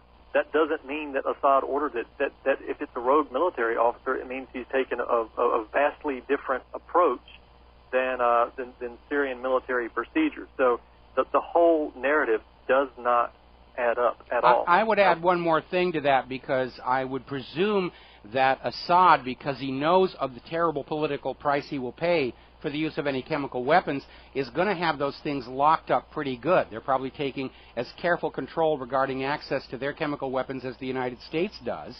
And so I would argue that a Syrian officer going rogue is not just going to be able to walk into a warehouse and grab these kind of weapons anyway, and that's another reason to basically doubt the entire story completely. As you say, this came out of Israel, and that we should never take anything Israel says at face value because of their long history of fraud and false flag and deception. Yeah, that's well known throughout the intelligence community too, is that you don't trust Israeli intelligence when there's a political motive behind it. You also had just the very claim of the amounts of deaths that were coming out of Ghouta. Right, they went from a few hundred to up to 1,300 at one point. I even saw claims of 1,500. First of all, these claims are coming from what they say activists say these people are dead. And whenever you hear activists say, you'll know that means death squads say, because the death squads are the so-called activists. Okay, we got to take another break for commercials. When we come back, let's move on to the situation in Egypt, okay? We'll be back after these words from our sponsors. Hi, America. Welcome back to the show. We're talking with Brandon Turbeville from Activist Post. We're moving on to the subject of Egypt, and, of course, we all remember this amazing Egyptian revolution that kicked out Mubarak, who had a reputation for serving Israeli and American interests, of favoring corporate profitability over the rights of the Egyptian people, and we saw this heroic campaign by the Egyptian people to change the government. We know that Morsi was voted into office, and they were trying so hard to keep him out. Remember, they went through like a week where the election commission kept saying, we can't announce yet, we can't announce yet, we can't announce yet. And finally they realized that if they threw the election to the U.S. and Israeli-backed candidate, the Mubarak Light, that they were going to have another riot on their hands. So Morsi got in. He showed his true colors. He stood up to the U.S. and to Israel. He was beginning to attract a great deal of focus across that entire region of the world as being a leader who could unite much of the Mideast politically. And, of course, that is always a threat to U.S. and Israeli power in the region. So we've had this more recent situation which, from where I sit, and maybe you don't agree with me, Brandon, but it looks to me like it was just a counter-revolution, an overthrow from outside, and the situation in Egypt is now deteriorating. What is your view of what's going on? Well, yeah, I would take a slightly different position here, Mike, on this the Egyptian situation. Morsi, you were right to say that Mubarak was nothing but a tool of the United States and the Israelis. That's exactly what he was. I would also point out that after the United States has cut off funding to Egypt now, that they didn't mind sending billions of dollars over to Egypt for many years as Mubarak was in control, or as Morsi was in control. Right? The Arab Spring situation, the overthrow of Mubarak, of course, that had very legitimate claims and concerns. And Mubarak should have been removed, of course, but that was a revolution that was largely guided from outside by organizations like National Endowment for Democracy, because Mubarak was starting to buck U.S. control. Mm-hmm. And this generally is in terms of military strategy, right? They tried to get him to commit Egyptian military soldiers to several different confrontations, and he refused. So there you go. That's the reason Mubarak has to go. Morsi, on the other hand, was very open to doing this. Now, Morsi did win the popular vote. I don't think there's much doubt about that. I mean, I hear that there is some rumors that there were chicanery going on with the election results. I don't know. As far as I can tell, he did probably win the majority vote there in Egypt, but he did so on an anti-IMF program, right? Remember, Mubarak had capitulated to the IMF. He was preparing to capitulate to the IMF again. Morsi ran on an anti-IMF, anti-imperialist platform. Now, once he got in, all of that changed, right? He immediately became the tool of the West. Remember, Morsi is part of the Muslim Brotherhood, and the Muslim Brotherhood is directed and controlled by the West, particularly the British and the United States. It was created back in the 1920s by the British and the West for the same purpose that it's being used now. Morsi, as soon as he got in, he immediately began to capitulate to the IMF austerity demands. Right? He removed subsidies from oil and food. This drove up the prices of these staples very high, and that's obviously food, but oil is a serious concern in Egypt as well, cooking oil, heating oil, and so forth. He was preparing to impose a value-added tax, right? Made this 3 times as bad after removing the subsidies. The Constitution was absolutely ripped to shreds. I mean, he would have done, this was on the level of more so than even George Bush's centralization of power, right? He continually, every week, gave himself more and more power. So when I hear mainstream outlets attack Sisi, the current military leader of Egypt, as ignoring the Constitution, this is the Constitution means nothing after Morsi was finished with it. And even more so, Morsi was willing to commit the Egyptian military to war, not just with Ethiopia, because that was on the table as well, to go to war with Ethiopia, but he was also willing to commit the Egyptian military to Syria. I remember that.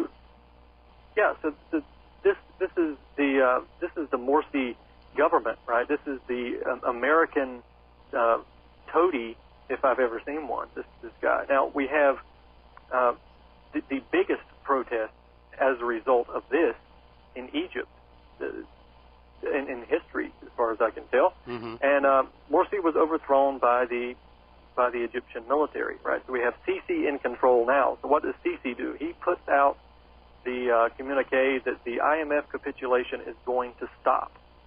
Okay. No war with Ethiopia. No war with Syria, right? And this is not something that the United States or Israel wants to hear, because we're seeing the return of something sort of Arab nationalism, sort of, I guess some people would call it Nasserism. Okay. You know, this sort of nationalist fervor here.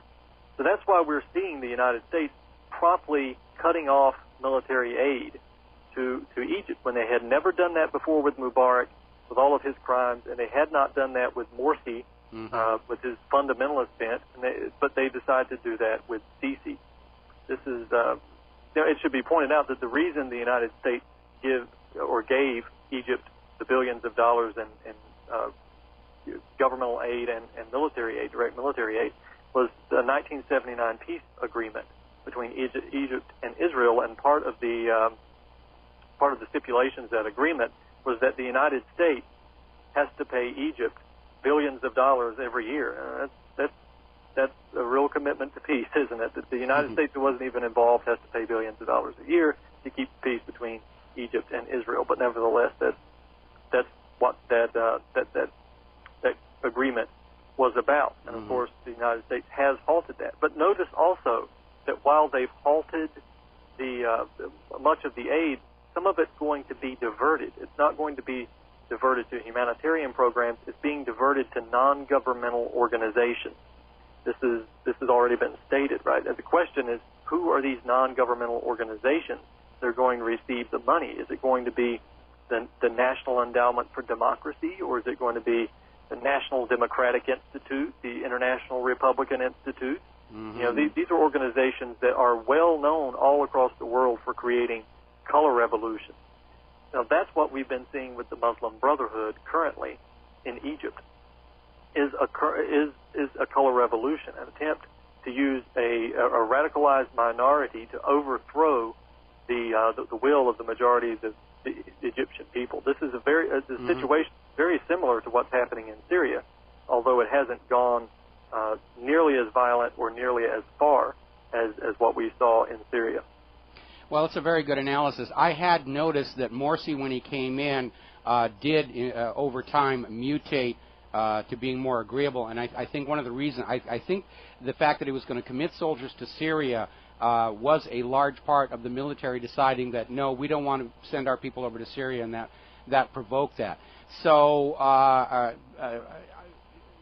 think the situation, if Sisi is in fact refusing to tangle up the country with the IMF, this is going to present a real problem for the United States, because the United States can't just go in there and invade Egypt the way they did Libya. So I think you're probably right. The attempt to change Egypt back to something more tractable to the IMF is probably going to be done through these non-governmental organizations. We're almost out of time here. Would you please share with our listeners the website where they can go and read more of your analysis? Sure, they can go to activistpost.com. My work comes out there regularly, and they can, if they want to see my articles specifically, just click on the contributors tab and find my name, and you'll see some of my recent articles up there. It's activistpost.com. And the name you want to click on is Brandon Turbeville. I hope I pronounced that correctly. That's correct. Okay, close enough for country and western. All right, well, Brandon, thank you very much for spending time with us today, and I wish we had a little bit more time, but we're coming up here on the end of the show, and I got a couple of headlines I got to get to, and we're going to let you go right now. So, getting back to some other news that's out there. Earlier in the show, we were talking about how millions of Americans are losing their current health care insurance under Obamacare The most recent number on that now is 16 million Americans. 16 million Americans are losing their current health care insurance under Obamacare. What happens if between the time their current policies are canceled and they're finally able to work through the Obamacare website and get new insurance? What happens if they get a catastrophic illness or an accident? They will be financially destroyed. There is a huge, huge problem getting ready to happen. We're going to take a break for commercials. We'll be right back. Hi, America. Welcome back to the show. Latest poll numbers are proving that a majority of Americans, actually 2/3 of Americans, do not trust the corporate media and anything that they say. They have lost faith in corporate media to report the news accurately. And it basically tells us that we here in the independent media are winning the war for the minds of Americans. We're getting their audience, which we could get their advertisers, but we are winning. And I know the corporate media is always whining about the blogs and the independent media and how they're damaging their business and their ad revenues are down. No, we didn't do that. The corporate media did it to themselves by standing up hand in glove with the U.S. government and just feeding us a steady diet of lies and propaganda for decades after decade after decade after decade. And it's caught up with them. And the corporate media did this to themselves. We, the independent media, we wouldn't even exist if the corporate media had actually fulfilled its traditional role of honest reporting on government wrongdoing, which is the reason they have that First Amendment to begin with, to allow them to report on wrongdoing by the government without fear of reprisal. But the corporate media basically sold itself to corporate and governmental interests, and now it's caught up with them, and they're whining and crying, oh, we're suffering so hard to be those gosh darn bloggers out there. They did this to it. No, we didn't. Nobody here in the independent media set out to say, we're going to start this little grassroots phenomenon to destroy ABC, CBS, NBC, CNN, Fox. Easier ways to make a living, I can assure you about that. The corporate media and government lies made us. We are the result of a nation that recognized they're being lied to and understanding they need to know what's really going on. That's why we're here. That's why you're listening to this show. Like I said at the top of the hour, I was absolutely delighted when my wife and I went down to Safeway yesterday. I actually got recognized by the meat department manager and the produce manager, and they're on opposite sides of the store. And it tells us that the American people know something very bad has gone wrong with this country. And they're trying to find out what. And that's why they're tuning in and listening to our shows. We've crossed the threshold. The majority of the American people and the people around the world are abandoning corporate media propaganda, and they're getting the information they need to have from here at Republic Broadcasting. Now then, getting back to some science and health stories to finish the show out with, there is a new report that is saying that popular sunscreens, rather than protecting your skin from solar radiation that can cause cancer, are in fact carcinogenic themselves. And you go out and you slather on this stuff and you think you're being protected from sun's radiation, and maybe you are. But apparently a lot of the popular sunscreens, the chemicals they have in there to block solar radiation, are in fact themselves cancer-causing. No problem.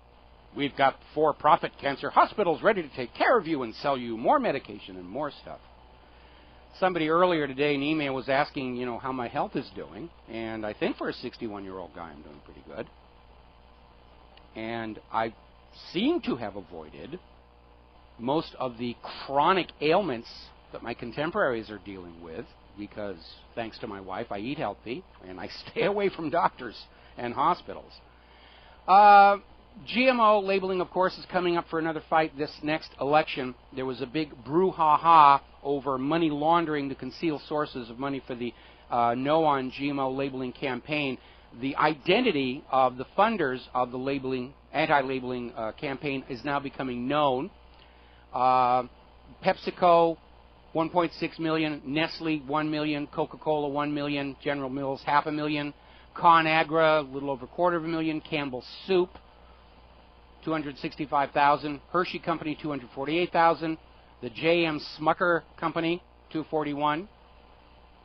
If it says Smucker's on the label, it has to be good. Well, it has to be GMO, apparently. Kellogg, 221,000. Mondelez Global, 144,000. These large corporations do not want you to know what you are putting in your mouth. And by virtue of this campaign to prevent GMO labeling, we know, they know, GMO is harmful. Because if GMO were beneficial, if it was good for you, it would be all over the label. New and improved contains more GMO than our competitor's product. They're going with GMO because they think it will improve their bottom line, profitability. But we know that the American food industry, left completely free by the supposed agencies that are supposed to keep an eye on them, FDA, USDA, they have loaded up corporate manufactured food with all kinds of very questionable chemicals, monosodium glutamate, aspartame, high fructose corn syrup, and now GMO. I'm a big label reader when I go to the supermarket. I have this little Swiss Army knife with a magnifier so I can look at that little tiny fine type they'll put in there. And my rule of thumb, if I can't actually pronounce it, I'm not going to put it in my mouth or on my body. And I absolutely stay away from food products that have dimethyl as an ingredient. Not because I know that dihydromethyl is bad for me. I don't know that it's good for me. Look at the games they play with monosodium glutamate. Now, it's promoted as a flavor enhancer, but what it actually does is it confuses the signal in the brain that says, I've had enough to eat. And food manufacturers love it, because when you are dosed with MSG, you will eat more of their product, which means you'll go back to the supermarket sooner to buy more of it. And they know that people want to avoid it. Some people, like myself, I'm one of them, MSG is a migraine trigger. I have to avoid it very much. And they use euphemisms. They don't want to call it monosodium glutamate. It's yeast extract, hydrolyzed something protein. In some cases, they've actually just said natural flavor enhancer. They don't want you to know it's in there. And it's amazing, on a planet suffering massive famine and in a nation suffering a massive obesity problem, food manufacturers are putting a chemical into the food that actually makes you want to eat more, because it makes them more profitable, keeps the stockholders happy, keeps the 1% happy. We're still seeing more and more problems coming out of Fukushima. Apparently, they just got hit with another typhoon over there. And once again, the water runoff overtopped all of the ponds and safety barriers they had and simply poured more contamination into the Pacific Ocean.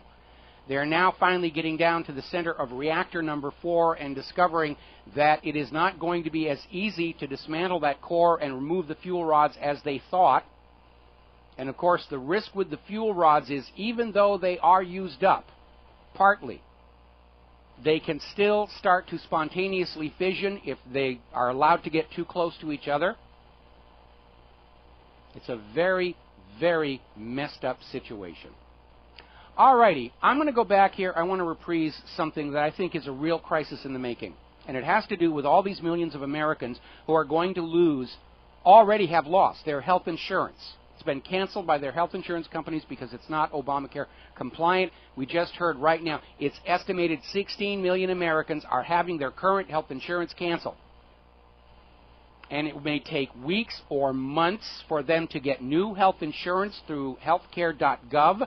And during that period of time, they don't have coverage. If something bad happens to them, these people are going to be financially wiped out through no fault of their own. Somebody in Congress has to stand up and say, we've got to have an emergency bill, fast-track through Congress. Your current health insurance cannot be canceled until you actually have your new Obamacare-compliant insurance package. That's an absolute must. It's got to happen. Call your local Congress critters, see if you can get them to introduce a bill.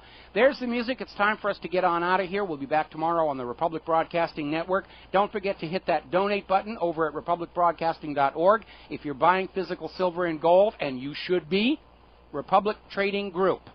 They will take good care of you over there. We'll be back tomorrow. Aloha, America.